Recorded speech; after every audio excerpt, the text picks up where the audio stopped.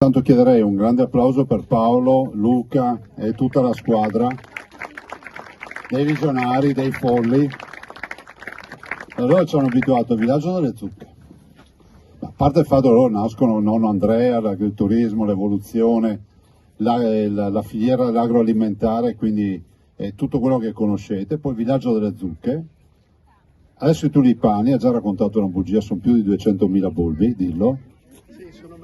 Sono mezzo milione di bulbi e mi ha detto che avremo i bananetti o gli ananas. Questa battuta per dire che loro sono stati innovatori anche perché hanno saputo reinterpretare l'attività agricola, perché siamo sempre in un contesto di agricoltura e di produzione agricola. E penso che questo non sia solo l'occasione per coinvolgere i cittadini, che è già tanta roba, no? Che numeri fate con le zucche? 300.000 persone con le zucche, e qui quanti ne facciamo? 50? 100.000 con questo. Ma da un lato avvicinare i cittadini all'azienda agricola, che è una roba, è tanta roba. In Veneto noi già produciamo 350 prodotti tipici, però dall'altro anche direi l'occasione per la diversificazione, per la comunicazione e per tutto quello che è anche la promozione turistica. Ne parlavamo prima, lo diceva il sindaco.